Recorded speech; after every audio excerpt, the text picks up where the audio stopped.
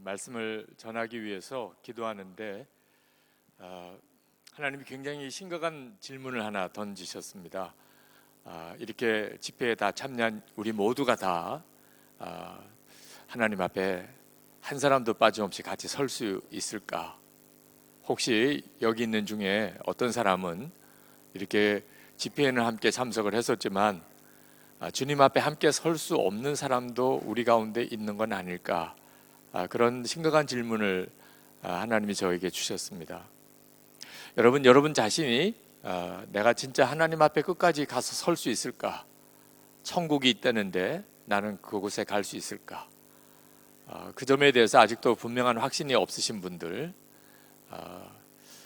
아니면 마음이 여전히 두려움이 있는 분들, 오늘 밤에 그 문제에 대한 완전한 해답을 꼭 얻으셔야 합니다.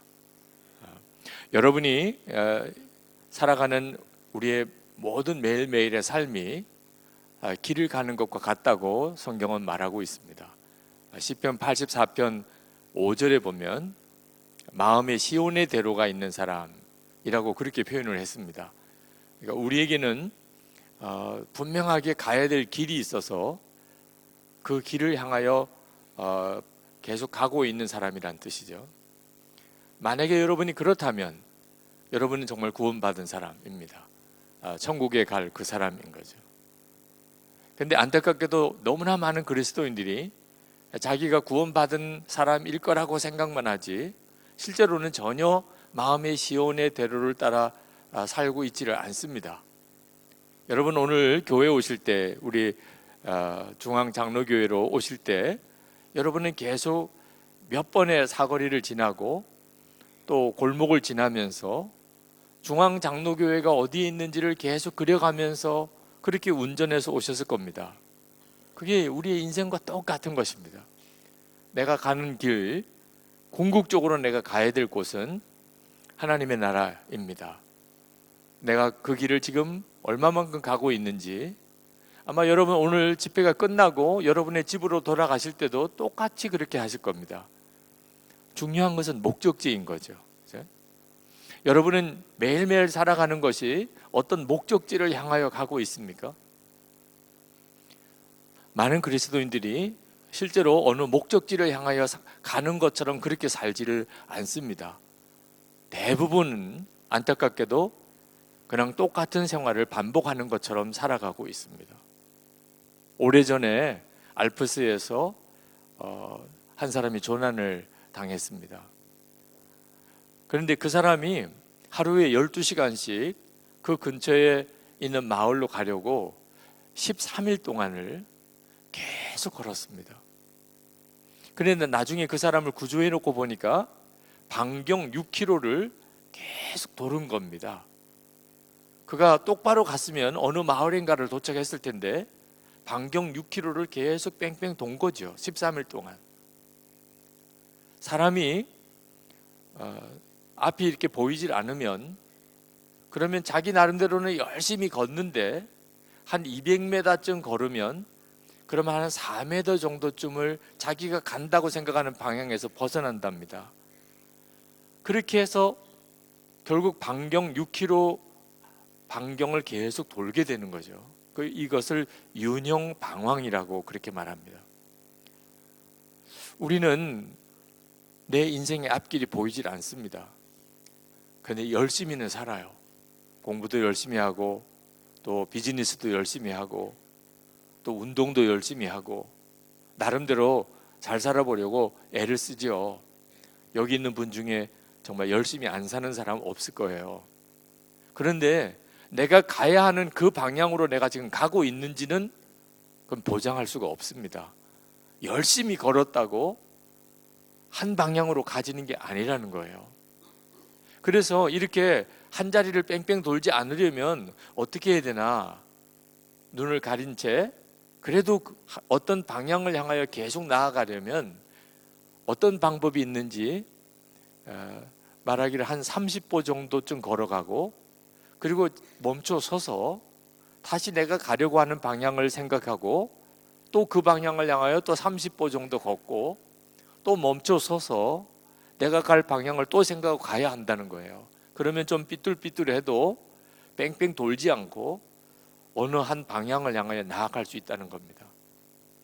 오늘 하나님은 우리에게 나는 진짜 정말 제대로 살고 있는 건지, 궁극적으로 하나님 앞에 갈 수 있는 그 길을 향하여 가는 그 사람인지 심각하게 우리 자신을 한번 돌아보게 하시는 것 같습니다. 아주 조금 차이가 나는 것도 시간이 지나고 나면, 오랜 시간을 살게 되면 전혀 엉뚱한 방향으로 가게 됩니다. 서울 인천공항에서 비행기가 떠서 항로에서 조금 벗어났습니다. 정말 인천에서는 그렇게 의미가 있지 않을 정도로 아주 조금 벗어났어요. 그런데 그게 한 5시간 정도 비행기가 날아가다가 보면 동경으로 가야 되는 비행기가 저 필리핀 상공을 가게 됩니다. 아주 조금 차이가 나는 건데 방향을 조금 잃어버린 거예요. 그런데 시간이 지나가면 전혀 엉뚱한 곳에 가 있게 됩니다. 여러분들은 지금 정말 제대로 살고 있나요? 여러분 속에는 시온의 대로가 있어서 여러분들은 오늘도 꼭 가야 되는 그 목적지를 향하여 오늘 하루를 살았나요? 지난 한 주간 동안 여러분은 정말 가야 될 그 길을 걸으셨던 건가요? 하나님께서 우리에게 이 천국의 소망을 주시는 것은 헛되게 살지 않게 하기 위해서 그렇습니다. 목적지를 분명하게 주시는 겁니다. 우리가 왜 사는지, 돈 많이 벌고 세상에서 유명해지고 좋은 집 짓고 좋은 차 타고 살라고 하나님이 우리에게 인생을 주신 게 아니라 그 말입니다. 결국은 우리가 가야 될 최종 목적지는 하나님 앞입니다. 시온의 대로가 있는 자는 시편 84편 7절에 보면 결국은 하나님 앞에 가게 된다는 거예요. 그런데 안타깝게도 우리가 살아가는 삶 속에서 내가 가야 될 바로 그 하나님 앞을 생각하지 않고 그렇게 정신없이 삽니다. 돈 벌어야지요, 건강도 챙겨야지요, 사람도 만나야지요, 비즈니스도 있지요, 공부도 해야지요. 정신 하나도 없어요. 그러고는 주일이면 교회 와서 예배 드리고 그냥 이렇게 살다가 보면 이제 죽을 때가 되면 천국 가겠지. 여러분, 우리가 천국 가는 것은 이 세상을 정신없이 살다가 죽을 때가 되면 가는 게 아닙니다. 길을 가는 것과 똑같아요. 여러분은 여러분이 가야 될 그 길을 지금 가고 있나요? 정말 가야 될 그곳을 향하여 중간쯤 어디에 와 있습니까? 여러분 한번 생각해 보시기 바랍니다. 오늘 저녁 집회가 끝나고 그리고 차를 타고 주차장에서 나왔어요. 근데 전혀 목적지가 없어요. 어디로 가야 되는 목적지 자체가 없으면 도대체 어디로 운전을 해 가는 거죠? 속도만 나면 되는 겁니까? 도대체 어디로 그렇게 달려가고 있는 거예요? 사실 말도 안 되는 이야기죠. 그럴 사람이 누가 있겠어요?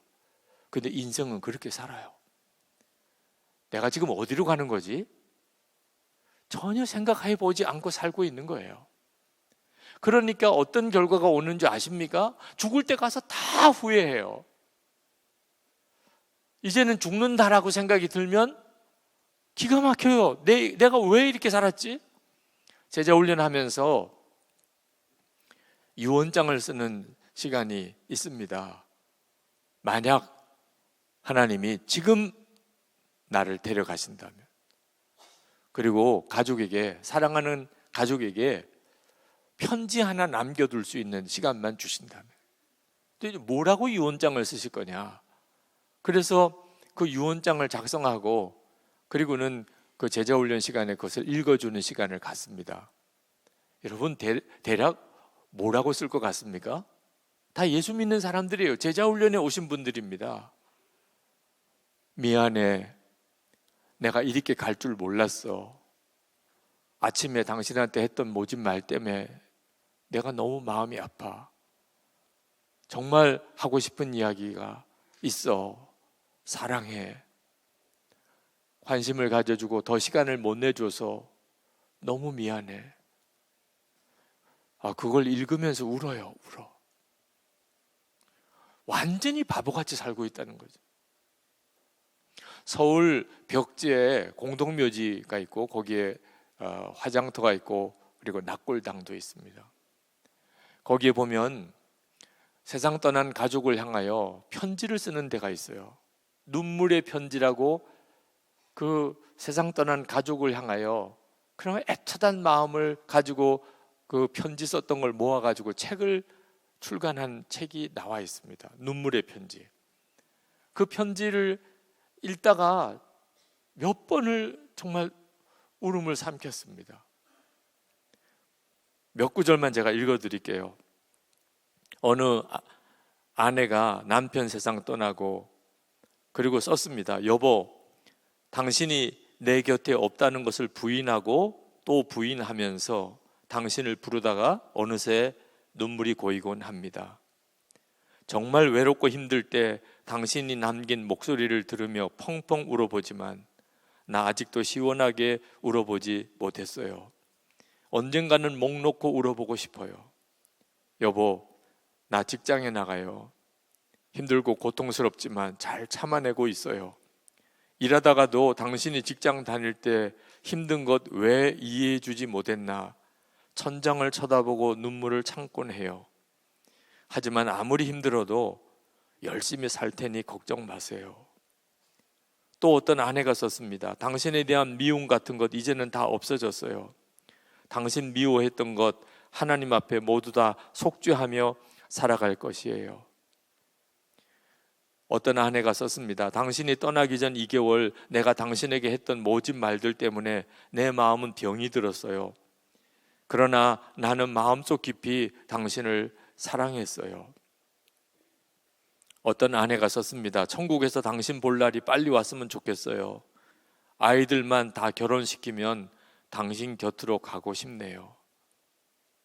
어떤 남편이 썼습니다. 여보, 요즘 들어 동우는 엄마를 더 찾는구려.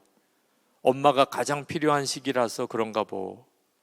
선미는 자기 일을 스스로 알아서 하는 편인데 혼자 해결하기 어려운 것들은 마음속에 묻어두는 것 같아. 여보, 당신의 존재의 의미가 이렇게 큰 줄은 미처 몰랐어. 어느 남편이 아주 짤막하게 썼습니다. 여보, 나 죽으면 당신에게 가서 무릎 꿇고 빌 거야. 정말 미안해.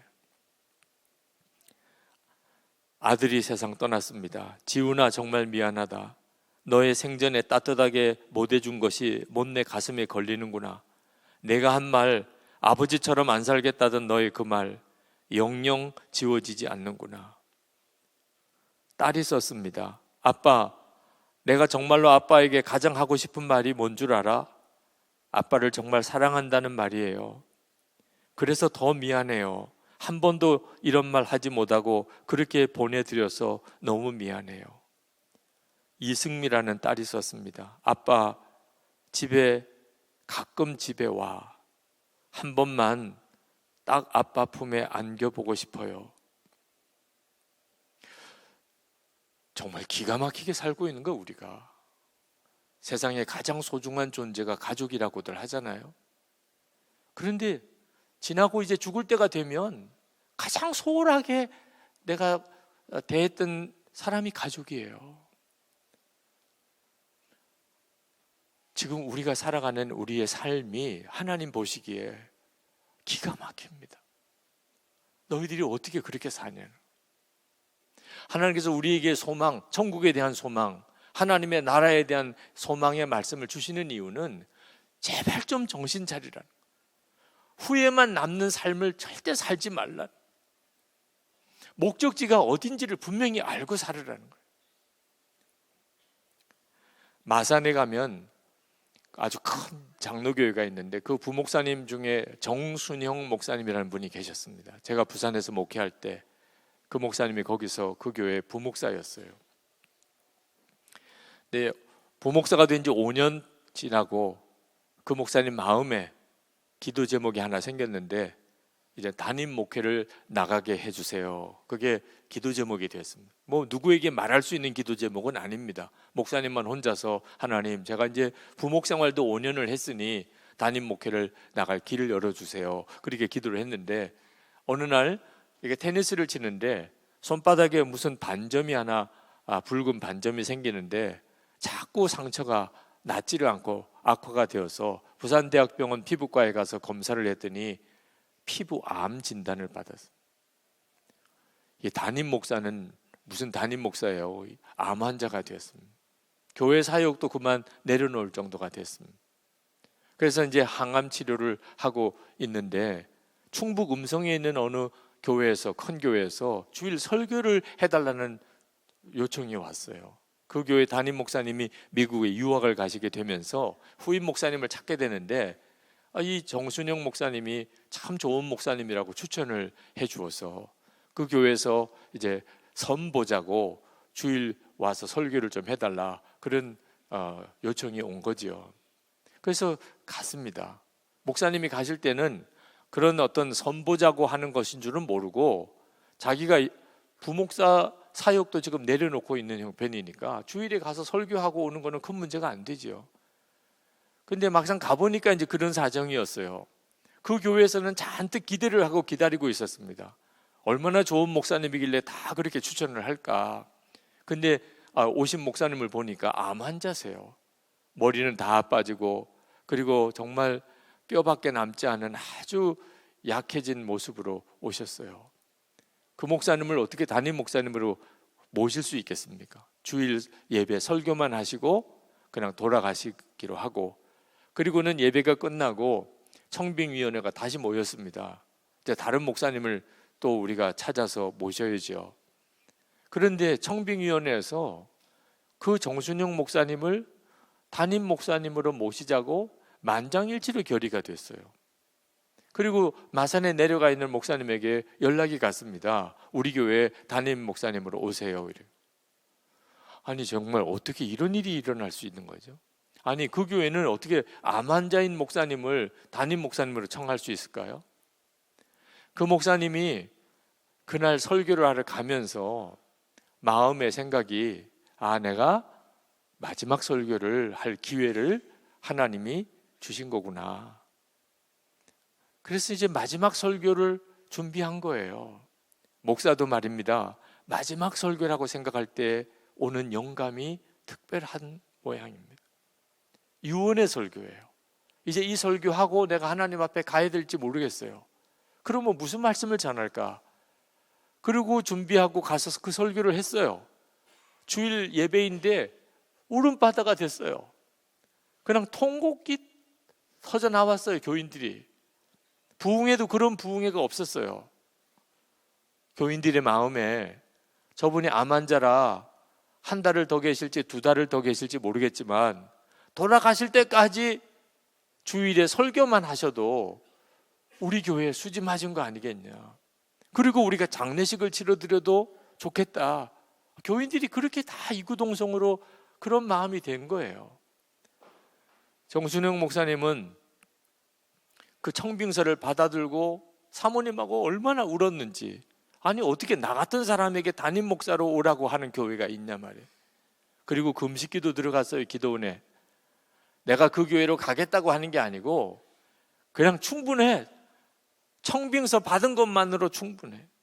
하나님 그 교회 좋은 목사님 가서 교회가 부흥되게 해달라고 그거 기도하러 들어가셨다가 암이 치유가 됐어요. 그래서 그 교회를 부임을 해 가신 거예요. 마지막이라고 생각합니다. 마지막이라고 생각하면 보이는 눈이 달리 보여요. 여러분은 지금 제대로 살고 있는지 아닌지 한 가지 가정을 해보면 대략 짐작이 가요. 이제 죽을 날이 한 달밖에 안 남았어요. 의사가 그렇게 진단을 했습니다. 한 달밖에 이제는 더 못 살겠습니다. 그런 진단을 받았을 때 전혀 당황하지가 않아요. 내가 지금까지 살아오는 그대로 사는 거예요. 그러면 지금 잘 살고 있는 거예요. 근데 이제 한 달밖에 안 남았다. 그러면 너무 당황스러운 거예요. 내가 그렇게 애쓰고 노력하던 것이 다 의미가 없어요. 한 달밖에 안 남았는데 진짜 중요한 걸 놓치고 살았다는 거죠. 여러분은 정말 잘 살고 있나요? 정말 진짜 중요한 것을 중요하게, 그렇게 여기고 살고 있나요? 아무것도 아닌 거는 아무것도 아니게 그렇게 생각하고 살고 있나요? 아니면 혹시 정말 방황하고 있는 거 아닙니까? 목적지가 어딘지 전혀 알지 못한 채 그냥 빨리 가는 것만 생각하는, 아니 목적지가 잘못됐으면 빨리 가면 갈수록 문제가 심각하잖아요. 그렇게 살고 있지는 않은가요? 하나님께서 우리에게 천국에 대한 소망을 주시는 이유는 우리의 삶 전체를 심각하게 점검해보고 살라는 겁니다. 그냥 죽으면 천국 간다 이런 게 있어 소망이 아니에요. 예수를 믿었으니까 죽으면 나는 천국 갈 거야, 성경이 말하는 소망은 그런 소망이 아닙니다. 저는 어릴 때부터 천국이 있다고 믿었어요. 그게 소망인 줄 알았어요. 예수 믿었으니까 죽으면 나는 천국 가, 그렇게 듣고 그렇게 믿었어요. 그러면 되는 줄 알았어요.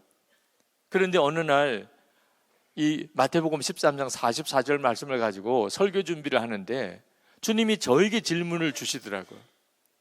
너는 천국에 대한 소망이 있다고 하는데 이 보화를 발견한 농부처럼 기쁘냐?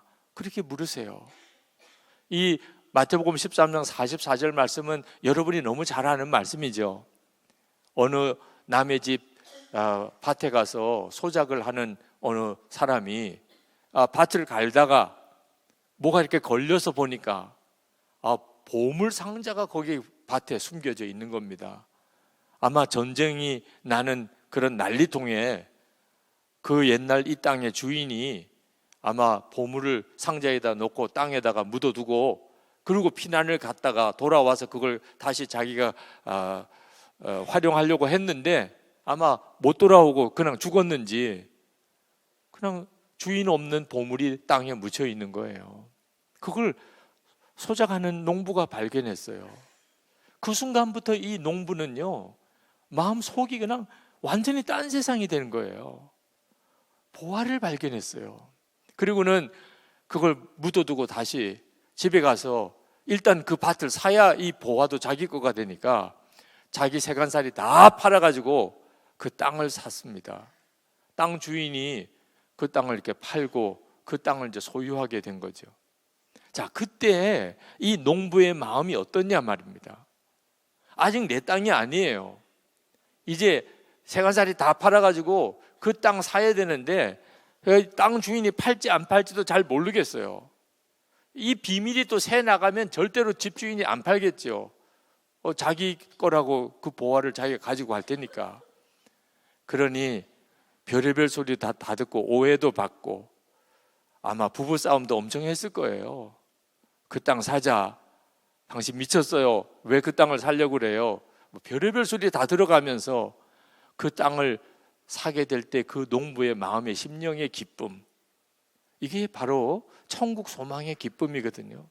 하나님이 저에게 물으세요. 너 이 농부처럼 그렇게 기쁘냐?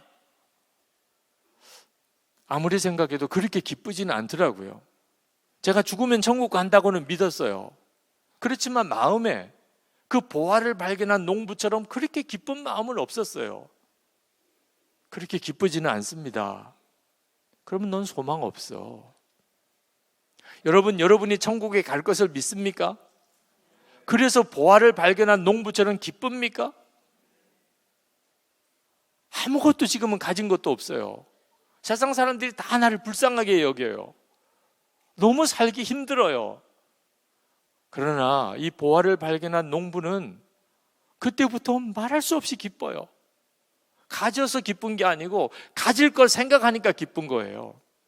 여러분, 방학 앞둔 애들 심정을 이해하십니까? 다 살아봤잖아요. 이제 한 주일 뒤에 방학이야. 학교 가야 돼 오늘. 그런데 한 주일 뒤에 방학이야. 그러면 아직 방학은 아니지만 가슴이 벌써 뛰어요. 그죠? 내일 출근 안 해도 된다며요. 이런 어떤 롱 위크데이, 또 이런 휴가 기간이 다가올 때 여러분 심정이 어떻습니까? 아직 휴가가 시작된 건 아니에요. 그런데 이제 내일 모레부터 시작이에요.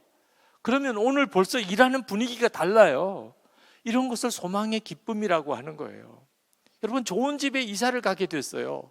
너무 전망도 좋고 그리고 현대적이고 아주 그런 곳에 집을 마련을 했습니다. 지금 살고 있는 집은 비도 새고 좀 냉난방도 제대로 안 되고 냄새도 많이 나고, 그런데 이제 일주일 뒤에면 이사를 가요. 살기는 정말 너무너무 구질구질한 곳에 살지만 마음은 벌써 달라요. 이런 걸 소망이라고 하는 거예요. 예수 믿는 사람은, 천국을 소유한 예수 믿는 사람은 그 특징이 기쁨이에요. 어떤 환경이어도.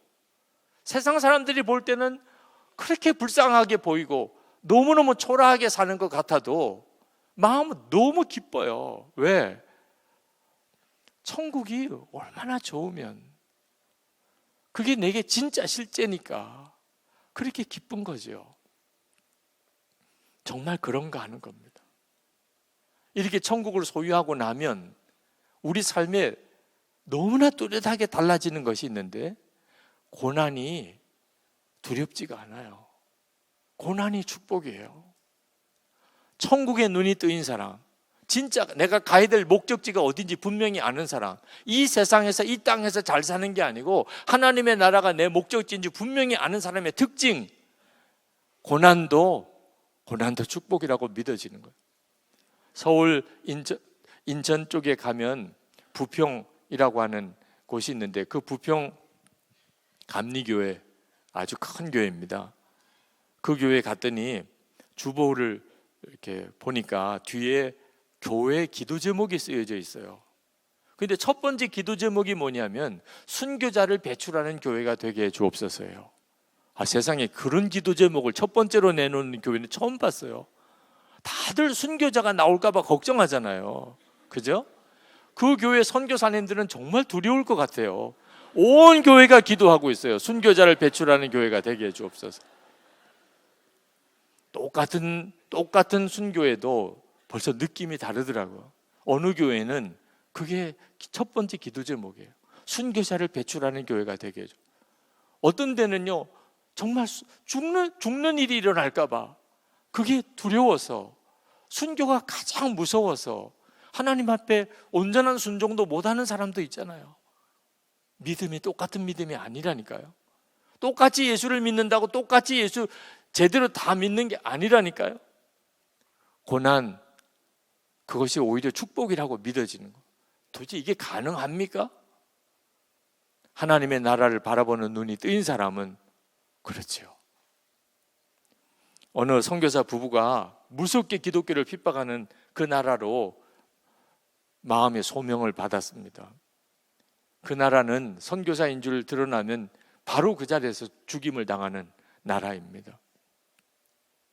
두 사람은 하나님으로부터 이 땅보다도 훨씬 비교할 수 없이 좋은 하나님의 나라에 대한 눈이 열렸습니다. 그래서 죽는 게 무섭지가 않았어요. 순교가 오히려 그분들에게 있어서는 정말 하나님이 허락하신 특별한 축복이었어요. 그러니까 그런 나라도 가는 거죠. 근데 문제는 아이가 둘이 있었어요. 초등학교 5학년짜리 아들과 또 2학년짜리 여자아이, 남매가 있었습니다. 우리는 가서 순교하면 기쁨으로 그 상황을 맞이할 수 있겠지만 이 두 아이는 어떻게 할 거냐면, 엄마 아빠가 그 나라에 가서 죽고 나면 이 아이는 어떻게 하냐면, 이 아이들도 준비가 되어야 비로소 그 나라로 갈 수 있겠다고 생각하고, 그때부터 가정예배를 드릴 때마다 계속 주제가 순교예요. 성경에서 말하는 순교자에 대해서, 그리고 우리 기독교 역사의 순교자에 대해서, 하나님 앞에 순종하는 자, 헌신하는 자의 축복에 대해서 계속 가정예배 드릴 때마다 아이들과 말씀을 나누고 순교에 대해서 같이 간증도 하고 했어요. 어느 날 큰아들이 가정예배가 끝나고 아빠한테 이야기하더래요. 아빠, 오늘 기도하는데 하나님이 응답을 주셨다는 거. 무슨 응답을 주셨는데, 하나님께서 아빠에게 순교하게 해줄 테니까 걱정하지 말라고 그러더라고요. 그러니까 이 아들 보기에는 순교가 엄청 좋은 건데, 아빠가 계속 이야기하는 거 보니까 혹시 하나님이 허락하지 않을까 봐 아빠가 너무 걱정을 많이 하는 것 같아서, 하나님 우리 아빠에게 순교하게 해주세요. 하나님 두려워하지 마. 그래 내가 허락할게. 그런 응답을 받았다는 거예요. 들으니까 약간은 좀 기분이 그렇긴 합니다만, 하나님이 이제 우리 아이들도 준비시켰구나. 그래서 저에게 찾아와서 목사님, 이제는 저희들이 떠나려고 합니다. 아이들도 준비되었습니다. 제가 같이 그날 식사를 하면서 그 아이들을 보는데 정말 참 느낌이 다르더라고요. 이미 그 아이들은 커서 정말 열방의 선교사로 나가 있어요. 그 남매가 다 지금 이슬람권에 청년 선교사로 나가 있어요. 여러분, 예수를 믿는다고 다 똑같이 믿는 게 아닙니다. 여러분은 고난이 축복이라고 믿어지나요? 아니, 똑같은 예수를 믿고 똑같은 하나님의 나라에 대한 소망을 가졌는데 어떻게 순교에 대한 마음은 이렇게 다르지요? 김용희 선교사님 아마 호주에도 오셨을 것 같은데, 그 김용희 선교사님에게는 5남매가 있는데 다 선교사로 헌신시켰습니다. 큰아들 아프리카 오지에 선교사 훈련을 위해서 그 오지로 보냈습니다. 그 아들을 한번 만나보고 싶어서 김용희 선교사님이 아프리카로 갔어요. 그 아프리카에서도 거기서도 또 오지에 들어가서 아들을 만났는데 20살 이제 갓 된 청년 큰아들이 상의도 입지 않고 새까맣게 타가지고 그냥 앙상한 그런 몰골로 있는 아들을 보고 아버지로서 너무 마음이 아프더래요. 그 아들을 거기서 며칠을 같이 지내고, 그리고 이제 아버지 선교사님은 한국으로 와야 되는 겁니다. 아들은 거기다 내려놓고 그날 밤에 잠이 안 오더래요. 하나님, 제가 여기 남아있고 우리 아들은 한국으로 가면 어떻습니까? 저는 이제 살 날이 얼마 안 남았으니 여기서 이렇게 살다가 하나님 앞에 갈 수 있지만 내 아들은 이제 막 인생을 시작하는 아들인데 너무 마음이 아프다는 거예요. 그렇게 밤새도록 잠을 못 자고 내일은 이제 아들을 남겨두고 떠나야 되는데 그런 마음으로 기도하는데 하나님이 마음에 말씀을 주시더래요.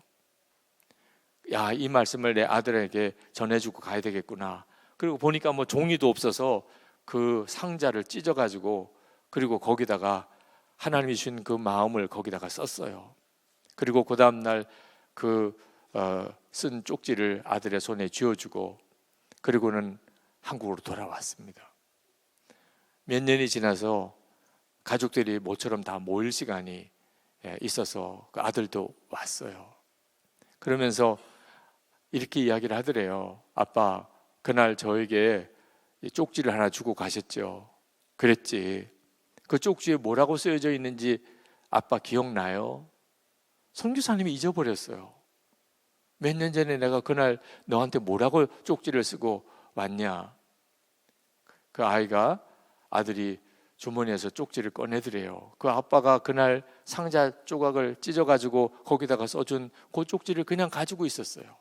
아들아, 우리 땅 끝에서 죽어서 하늘나라 한복판에서 만나자.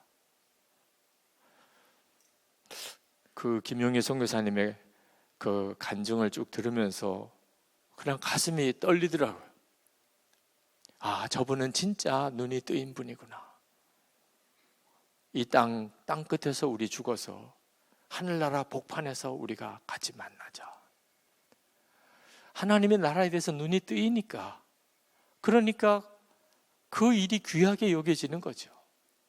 세상에서는 정말 생고생하는 것 같고 정말 무의미하게 죽는 것 같은 삶이 그게 그렇게 소중하게 여겨지는 것은 전적으로 천국과 하나님의 나라에 눈이 열린 것과 관련이 있는 거예요. 여러분, 우리가 가야 되는 목적지가 바로 그곳입니다. 여러분의 마음속에 정말 내가 예수를 믿고 주님과 함께 동행하며 사는 것 자체가 주는 엄청난 기쁨 때문에, 그리고 이제는 내가 천국을 정말 소유했고 내가 이제는 하나님의 나라에 간다고 하는 것에 대해서 분명히 알기 때문에 이제 이 세상에 살아가는 내 모든 삶이 기쁨이 되었나요? 그렇게 살고 계신가요? 그 사람은 지금 시온의 대로를 걷고 있는 거예요. 그렇게 살면 돼요. 그렇게 1년을 살든 그렇게 10년을 살든 30년을 살든 50년을 살든 얼만큼 사는지는 사람마다 다 다르겠지만 그렇게 살면 주님 앞에 가는 것은 똑같아요. 그런데 만약에 그런 기쁨이 없다면 소망이 없는 거예요. 어떤 사람은 천국에 갈 것에 대한 믿음은 있어요. 그런데 기쁨은 없어요. 그냥 계속 눈물로만 기도해요. 하나님 못 살겠어요. 나 좀 빨리 데려가요. 하나님 언제까지 이렇게 고생하며 살아야 돼요? 차라리 그럴 거면 나 좀 데려가요. 천국에 대한 믿음이 있으니까 그렇게 기도하는 거죠. 이런 사람 소망이 있는 거예요? 저는 전에는 그런 사람도 소망이 있는 줄 알았어요. 근데 소망 아니에요. 자살하면 지옥 갈까봐 자살도 못하겠고, 하나님 그냥 알아서 나를 죽여주세요, 이런 분들도 있어요. 너무너무 힘들다고. 이건 소망 아니에요. 왜? 그게 무슨 기쁨이에요? 보화를 발견한 농부의 기쁨이 어떻게 그런 것일 수 있어요? 천국에 대한 소망이 분명해지면 그러면 세상 욕심은 다 없어집니다. 아니, 세상에 세상 욕심도 없이 사는 사람이 있을까요? 그렇다니까요. 사도 바울이 빌립보서 3장 7절에서 9절에 보면 자기는 이 세상에 모든 좋은 거, 유익한 거 다 배설물처럼 버린다 그랬어요. 여러분, 배설물처럼 버린다는 거 어떻게 버리는 건지 아시죠? 여러분 오늘 용병 보셨죠? 그리고 물 내리셨죠? 그때 여러분 어떤 느낌이었어요? 너무 마음이 아팠다, 너무 아까웠다, 눈물이 나는 것 같았다, 물 내리는 버튼이 손이 막 떨린다, 몇 번이고 돌아봤다. 이런 사람은 없을 거예요. 그런 사람은 정신병원에 모시고 가야죠. 여러분, 배설물을 버리는 거 느낌이 오잖아요. 근데 그게 가능해요? 아니, 세상에 유익한 거 그게 배설물처럼 그렇게 여겨지십니까? 그렇지 않다면 도대체 사도 바울이 믿은 예수님과 내가 믿는 예수님은 같은 예수님 맞아요? 어떻게 사도 바울은 그럴 수 있는 거죠? 빌립보서 3장 7절부터 9절에 보면 그냥 세상 유익한 거 배설물처럼 버린 게 아니에요. 얻는 게 있어요. 그거 배설물처럼 버리고 얻고자 하는 게 있었어요. 그게 예수님이에요. 주 안에서 발견되려 합니다. 왜 나는 천국을 믿는 것 같은데 소망의 기쁨은 없나? 소망 중에 즐거워. 로마서 12장 12절에 소망 중에 즐거워하며 그래. 왜 내게는 분명히 천국에 대한 믿음도 있고 하나님의 나라가 이 땅에 임한다는 것도 내가 아는데 내게는 기쁨과 즐거움이 없나? 주님을 바라보는 눈이 뜨이지 않아서 그런 거예요. 예수님이 왕이시잖아요. 천국은 저 멀리 어딘가에 있는 그런 어떤 공간이기보다는 하나님의 통치를 말하는 것이에요. 그래서 지금부터 시작이 됐다고 말하는 거예요. 우리 안에 예수님이 거하시고 그 예수님이 나의 왕이 되셨어요. 예수님이 왕인 곳이 예수님의 왕국이죠. 이미 내 안에 이루어졌어요. 그 기쁨을 아는 사람은 하나님의 나라가 임하는 것이 얼마나 좋을지에 대해서 알고 있는 거죠. 예수님과의 관계가 분명치 않고 주님과 동행함이 없이는 천국이 기쁨이 아닙니다. 스데반 집사님이 돌에 맞아 죽었잖아요. 예수님의 부활을 증거하다가. 아니, 그러면 예수 믿을 사람 누가 있겠어요? 돌에 맞아 죽는데. 그런데도 스데반 집사는 돌에 맞아 죽으면서도 얼굴이 천사처럼 환해졌습니다. 예수님이 서서 내려다보는 것을 보았거든요. 하나님의 나라가 눈앞에 펼쳐지는 것을 보았거든요. 그러고 나니까 예수님의 부활을 전하다가 돌에 맞아 죽는데도 오히려 자기에게 돌 던지는 일을 위하여 기도하고 그리고 얼굴이 천사같이 그렇게 죽었어요. 그걸 보고 사도 바울이 충격을 받고 결국은 사도 바울도 주님을 만나고 위대한 사도가 된 거죠. 소망의 기쁨은 이거 엄청난 것입니다. 우리가 예수를 믿었다면 소망이 분명해야 그게 진짜 예수를 믿은 거고, 그렇지 않다면 내가 진짜 예수를 믿었는지를 점검해 봐야 됩니다. 분명히 내가 믿기는 믿었는데 왜 이럴까? 주님과 동행함이 없는 거예요. 예수님이 왕 되신 삶이 아닌 거예요. 제가 아직 나이가 40이 되기 전에 서울의 창천교회, 창천감리교회라고 연세대학 정문 바로 앞에 있는 아주 큰 감리교회가 있습니다. 그 교회 부흥회를 인도하러 가게 됐습니다. 근데 그 교회 부흥회 강사는 그 스위스 그랜드 호텔에, 지금은 그랜드 힐튼 호텔이라고 홍은동에 있는 서울에서 아주 최고급 호텔이 부흥회 강사 숙소예요. 그 교회는 그렇게 정해져 있대요. 그래서 저보고 거기 가서 묵으라는 거예요. 저는 그때까지 그런 고급 호텔에 한 번도 가본 적이 없었어요. 물론 뭐 음식을 먹으려고 가본 적은 있지만 거기 방에 들어가서 묵어본 적이 없어요. 근데 그날 방에 들어가 보니까 여기는 사람이 잘 때가 아니에요.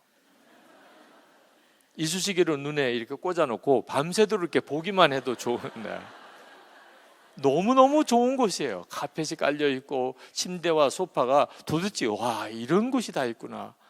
그런 곳으로 가서 거기서 묵으면서 부흥회를 인도하라는 거예요. 그 다음날 새벽기도, 새벽 집회를 인도하고 방으로 들어갔는데 아침에 햇살이 쫙 비쳐 들어오는데 정원을 내려다 보니까 너무너무 황홀해요. 내가 어떻게 이런 곳에서 묵으면서 이런 대접을 받나. 근데 그때 할아버지 생각이 났어요.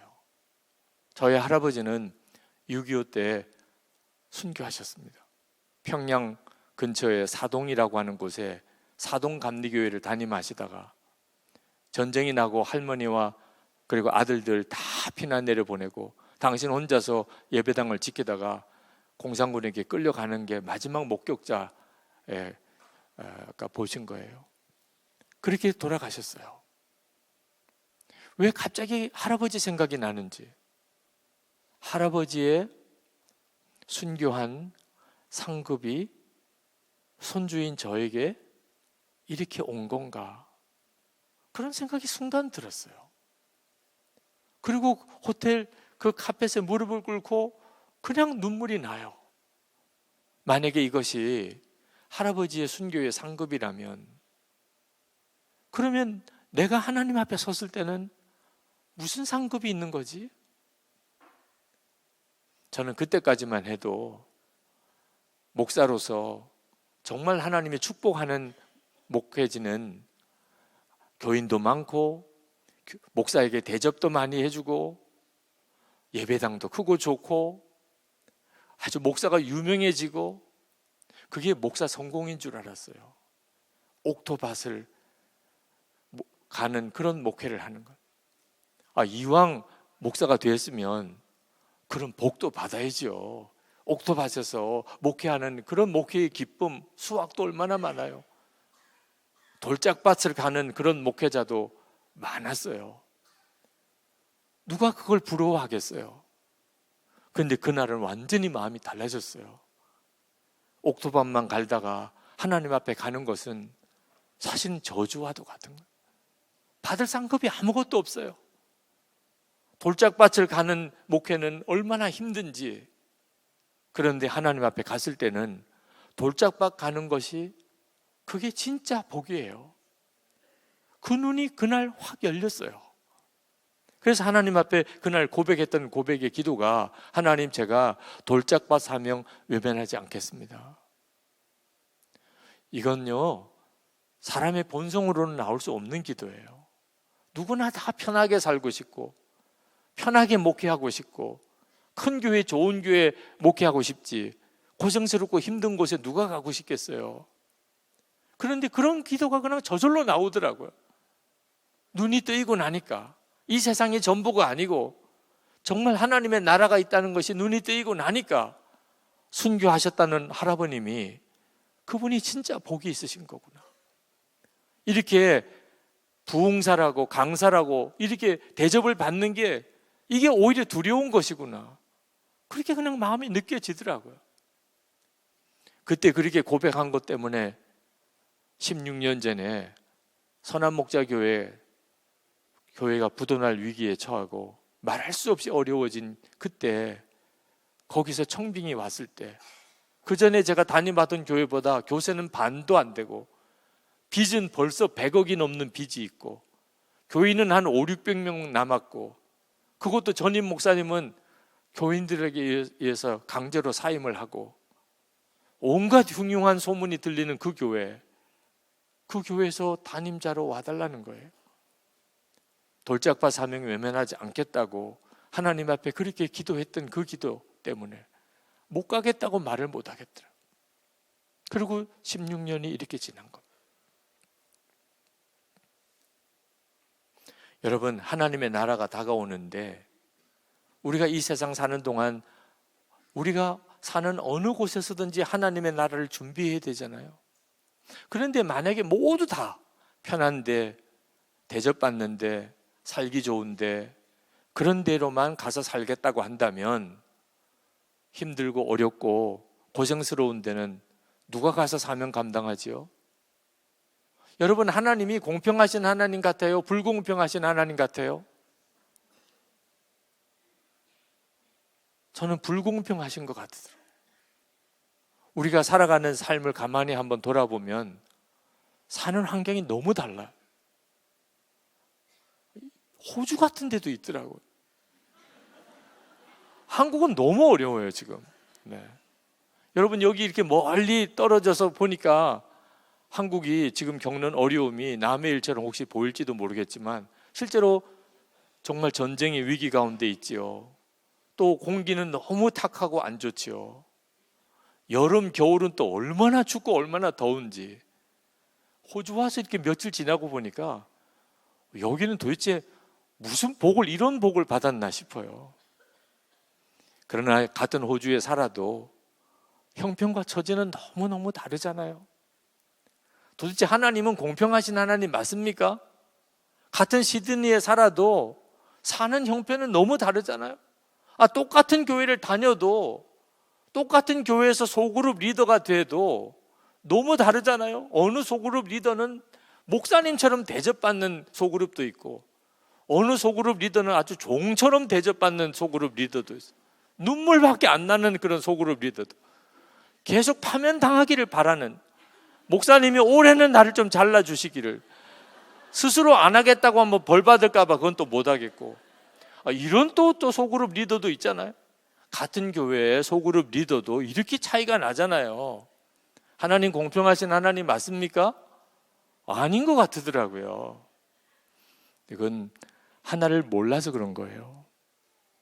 하나님의 나라가 오는 것을 바라보는 눈이 뜨이고 나면 편하고 좋은 곳에 가서 사역하고 싶은 사람 아무도 없어집니다. 이왕이면 더 어려운 곳에, 이왕이면 더 힘든 것을, 그걸 얻고 싶어져요. 그게 진짜 복이라는 걸 알게 되니까. 우리 주님 앞에 섰을 때 여러분, 편안하고 대접받고 다 사람들이 부러워하는 곳에, 그런 데서만 살았던 사람하고 아무도 안 가려고 하는 곳, 정말 지긋지긋한 곳, 너무너무 고생스러운 곳, 그런 곳에서 살았던 사람하고 하나님이 대하실 때 똑같으시겠어요? 여러분 한번 생각해 보세요. 주님 앞에 섰을 때 여러분 옆에 누가 서 있을지. 북한에서 그 말할 수 없이 고생스럽고 힘들고 두려운 그곳에서 예수 믿었던 성도와 함께 서 있게 돼요. 하나님은 한국에 있는 크리스천, 호주에 있는 크리스천, 저 북한에 있는 크리스천 똑같은 기준으로 심판하시겠습니까? 한국이나 호주에 있는 그리스도인들에게는 요구하는 게 다르고 북한에 있는 성도에게는 요구하는 게 다르시겠습니까? 어떻게 그럴 수 있겠어요? 똑같지요. 그러니 여러분들은 내가 만약에 지금 북한에 있다면, 내가 지금 북한에서 예수를 믿는 사람이라면 죽음 각오해야 돼요. 끔찍한 삶을 살 각오를 해야 돼요. 그러고도 예수를 믿는 사람이 그 땅에 있다고요. 그리고 하나님 앞에 같이 서요. 우리는 생각할 때 북한에 있는 그리스도인이 참 불쌍하지요. 그런데 하나님 앞에 서 봐요. 나는 이렇게 자유롭고 편안하고 마음껏 살 수 있는 곳에 살았으니까 그게 다 복일까요? 북한에 있는 그리스도인들과 같은 믿음의 수준이 아니면, 그러면 우리는 북한에 있는 그리스도인들 앞에 말할 수 없이 부끄러운 존재가 될 거예요. 여러분의 마음속에 고난, 힘든 일, 돌짝밭, 의미가 완전히 달라졌다면 여러분은 소망의 사람이에요. 예수님을 분명히 바라보는 사람이에요. 시온의 대로를 걷고 있는 사람이에요. 이사야가 환상 중에 하나님과 천사들이 대화하는 내용을 듣습니다. 하나님께서 그렇게 말씀하세요. 이제 우리를 위해서 선지자를 보내고 그래야 되는데 누구를 보낼고? 하나님이 그렇게 탄식하는 이유는 그 사명이 순교의 사명이기 때문입니다. 이스라엘의 멸망을 예언해 줘야 될 그런 선지자를 보내려고 해요. 누구나 다 듣기 좋은 말 해주는 선지자를 원하지, 이 나라 망한다, 이 나라 망한다 그렇게 말하는 선지자를 누가 좋아하겠어요? 그런데 그게 사실인 거요. 그러니까 이스라엘 망한다 그렇게 전해줄 선지자를 보내야 되겠어요. 누구를 보낼고? 그때 이사야가 제가 여기 있사오니 나를 보내소서. 하나님의 나라를 보고 그 보좌를 보고 나니까 이사야의 마음속에 그 어려운 사명, 순교의 사명 스스로가 자원해서 하나님 제가 여기 있잖아요, 저를 보내세요, 그랬단 말입니다. 여러분, 오늘 이 집회가 끝나고 여러분이 섬기는 교회 가서 목사님 다 면담을 하세요. 목사님 아무도 안 하겠다는 일 저에게 맡겨주세요. 사실 목회하면서 보니까 교회 안에 정말 힘들고 어려운 일이 있어요. 오해도 받을 자리고 늘 헌신만 해야 되고 누구 하나 알아주지도 않고 진짜 고생스럽게만 하고, 그런 자리 맡아달라 그러면 딴 교회 가겠다고들 해요. 목사님 나한테 절대로 그거 맡기시면 안 돼요, 이런 자리가 있어요. 진짜 그 자리가 수지 맞은 자리예요. 목사님 아무도 안 하겠다는 일이 있으면 저 있잖아요, 제게 맡겨주세요. 그렇게 하세요? 대답이 이렇게 뜨뜻미지근해요. 도대체 아니 그렇게 믿었지 않으면 오늘 기도해보고 결정해요. 기도해보고 하나님 제가 이거 아멘 해야 되는 겁니까 말아야 되는 겁니까? 진짜 수지 맞은 자리라니까요. 그러니까 아무도 그 자리를 붙잡으려고 안 하는 거예요. 하나님이 간사한 자는 그런 축복을 주시지 않아요. 진짜 믿음이 없는 사람은 그런 복을 받게 허락하지 않아요. 그래서 그렇게 힘들게 느껴지고 그렇게 고생스럽게 느껴지고 그렇게 불쌍하게 보이는 자리처럼 보이는 거예요. 근데 그게 진짜 보화예요. 보화를 발견한 농부, 그 눈이 뜨인 사람은 그 자리만 보여요. 대접받는 역할, 대접받는 자리, 목사님 그건 믿음 없는 사람에게 다 주세요. 그런 대접받고 그런 평가받을 것 때문에만 일하는 사람들이 항상 있어요. 교회에 믿음이 작은 사람, 그런 사람들에게 맡기시고, 목사님 저는 진짜 힘들고 어려운 거 돌짝밭 갈아야 되는 그런 일 목사님 제게 맡겨주세요. 그 사람이 진짜 수지 맞은 사람이에요.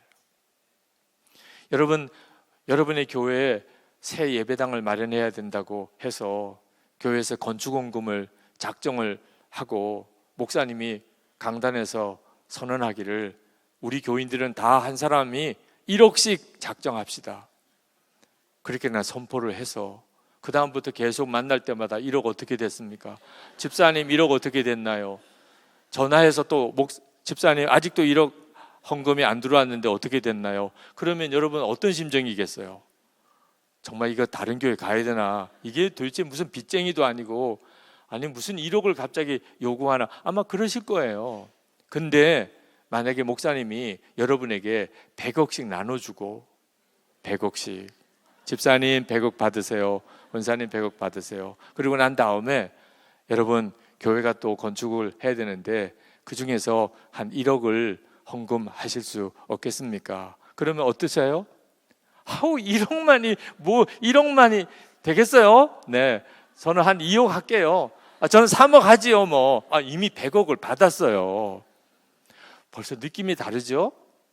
하나님께서 우리에게 괜히 헌신을 요구하시는 게 아니에요. 십자가 지라, 너 순교도 할 수 있냐?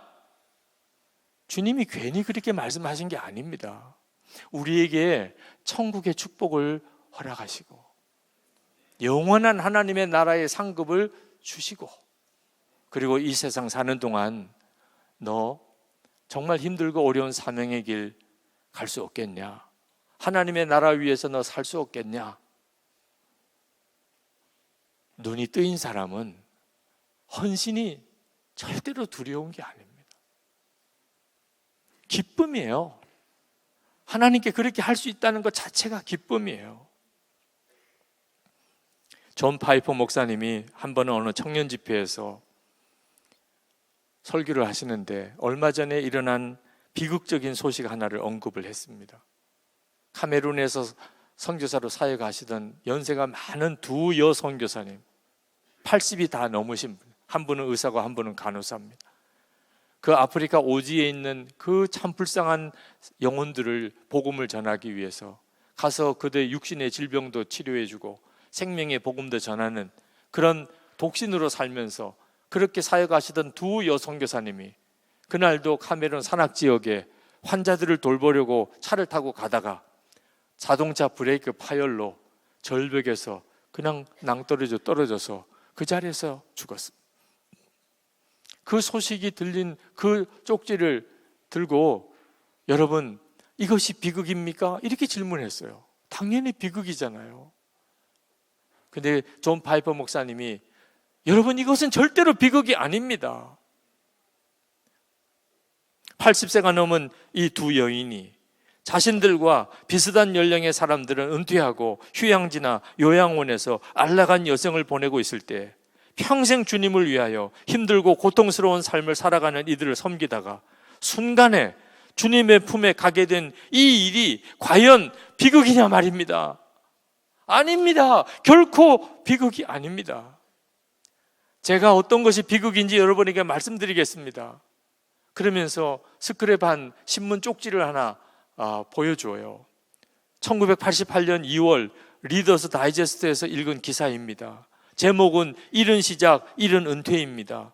미국 북동부 지역에서 사는 밥과 페니 부부는 5년 일찍 은퇴를 하였습니다. 밥은 59세이고 페니는 51세입니다. 그들은 따뜻한 플로리다에 내려가 거기서 집을 샀습니다. 그리고 보트도 샀습니다. 소프트볼을 하며 지냅니다. 그리고 희귀한 조개 껍질을 취미로 모으고 있습니다. 여러분 이것이야말로 비극입니다. 안타깝게도 수많은 사람들이 이러한 비극적인 삶을 동경하고 있습니다. 온갖 매스컴들이 이러한 삶을 행복이라고 부추기고 있습니다. 이러한 삶을 동경하지 마시기 바랍니다. 이 비극적인 삶을 쫓아가지 마시기 바랍니다. 좋은 집, 좋은 차, 좋은 가족, 좋은 직장, 즐거운 은퇴, 조개 껍질 모으기가 전능하신 창조자 하나님 앞에 서기 전에 당신의 모습이 아니기를 바랍니다. 창조주 앞에서 이걸 보세요. 제 집을 보세요. 제 차를 보세요. 운동으로 다져진 제 몸을 좀 보세요. 제가 모은 이 조개 껍질을 한번 보십시오 라고 말할 수 있는 사람이 누가 있겠습니까? 이것이야말로 비극입니다. 여러분의 삶을 낭비하지 마시기 바랍니다. 예수를 믿고도 여전히 꿈과 소망은 이 세상에서 좋은 집, 좋은 차, 즐거운 은퇴, 건강한 몸, 희귀한 조개 껍질을 모으는 것 정도, 이런 정도의 꿈만 가지고 사는 사람은 이미 목적지를 잃어버린 사람. 그는 죽음이 눈앞에 왔을 때 아마 비명을 지르게, 누구나 다 우리는 하나님의 나라의 눈이 열릴 때가 옵니다. 죽음의 순간이죠. 그때 하나님 앞에서 설 준비를 아무것도 하지 않았습니다. 하나님의 나라를 위해서는 아무것도 한 게 없어요. 완전히 목적지를 잃어버리고 살았던 거예요. 하나님 앞에 가기 위해서 간 게 아니고 한참 멀리 떨어져 있는 곳에 가 있는 것이에요.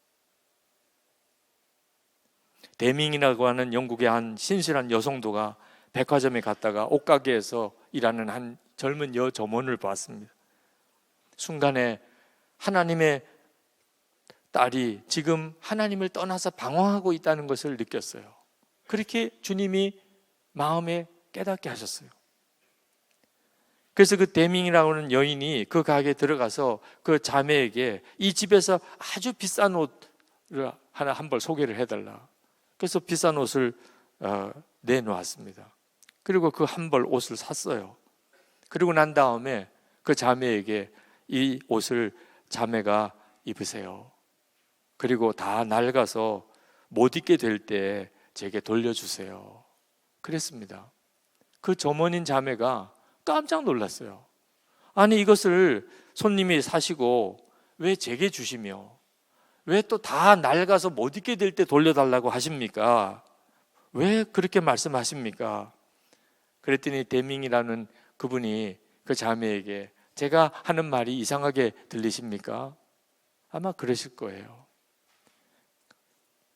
예수님께서 자매를 위해서 십자가에 죽으셔서 자매의 구원을 위해서 피 흘리시는 대가를 지불하셨습니다.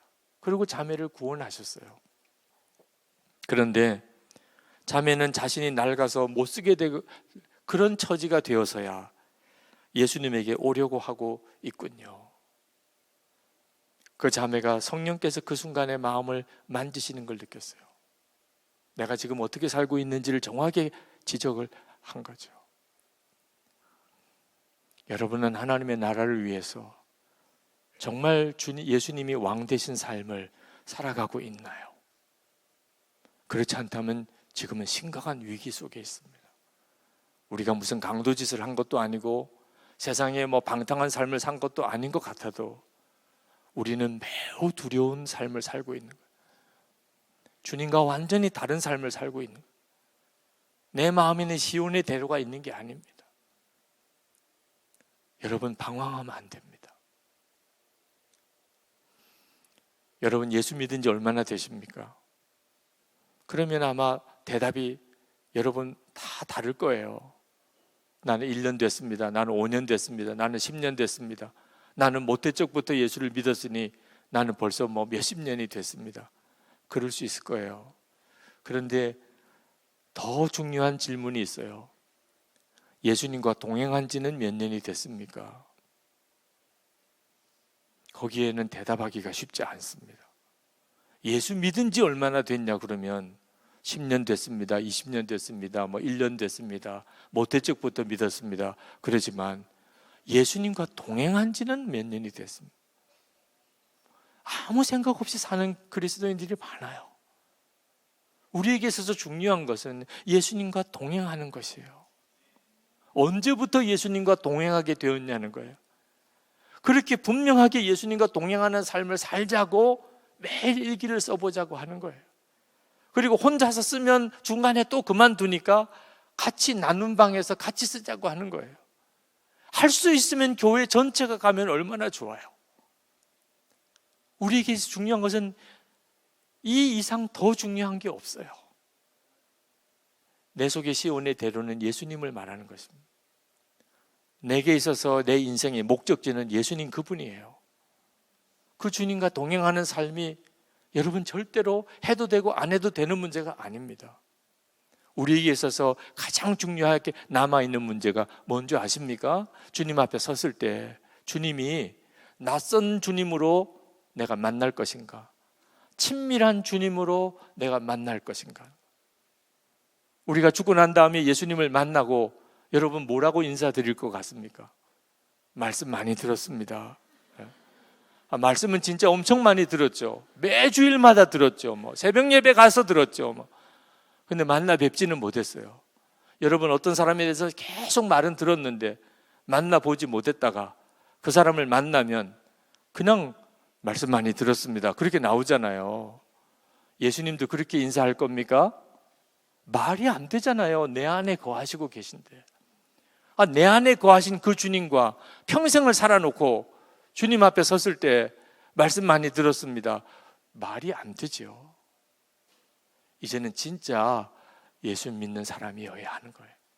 그때 눈이 열립니다. 천국은 막연한 곳이 아니에요. 하나님의 나라는 이 세상보다 더 분명한 실제예요. 인생이 완전히 달라지는 거죠. 오늘 이 자리에 오신 여러분 한 사람도 빠짐없이 우리 주님 앞에 설 때 그때 다 같이 거기서 만날 수 있게 되기를 축복합니다. 이제 우리 같이 기도하겠습니다. 여러분, 오늘 이 시간 여러분 안에 정말 나는 목적지가 분명한 인생을 살고 있는 건가? 열심히 사는 게 중요한 게 아니고 목적지가 분명한가? 어디쯤 가고 있는지 명확한가? 주님, 제 눈을 열어주세요. 그저 열심히만 살고 끝나지 않게 해주세요. 어디로 내가 결국 가게 되는지도 모른 채 그렇게 방황하고 살지 않게 되기를 원합니다. 주님을 바라보는 눈도 열어주시고, 그리고 내가 주님 앞에 서야 될 바로 그 자리도 명확하게 보이게 해 주옵소서. 무엇을 위해서 살아야 될지도 알게 하시고, 중요하고 하찮은 게 뭔지 구분되게 해 주옵소서. 우리 시간 주여 부르짖고 같이 기도하겠습니다. 주여!